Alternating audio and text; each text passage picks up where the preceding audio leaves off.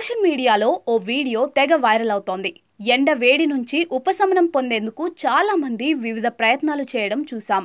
Lorry నడుపుతూ bucket నీటితో స్నానం చేసిన డ్రైవర్ను చూసాం. అలాగే ఇటీవల తన ఆటోపై గోనె సంచులను కట్టి అందరినీ ఆకట్టుకున్న డ్రైవర్ను కూడా చూసాం. తాజాగా ఓ వ్యక్తి తన ఇంట్లో ఎండ వేడి తగలకుండా విచిత్ర టెక్నిక్ వాడాడు. ఇందుకోసం అతను ఏకంగా పొలాల్లో ఏర్పాటు చేసే స్ప్రింక్లర్లను తీసుకొచ్చి తన పెంకుటింటిపై ఏర్పాటు చేశాడు. ఇంటిపైన వరుసగా స్ప్రింక్లర్లను ఏర్పాటు చేసి వాటికి వాటర్ కనెక్షన్ ఇచ్చాడు. ఇంకేముంది, ఆన్ చేయగానే ఇంటిపైన ఉన్న పెంకులపై నీళ్లు ఫౌంటైన్ తరహాలో పడుతూ ఉన్నాయి.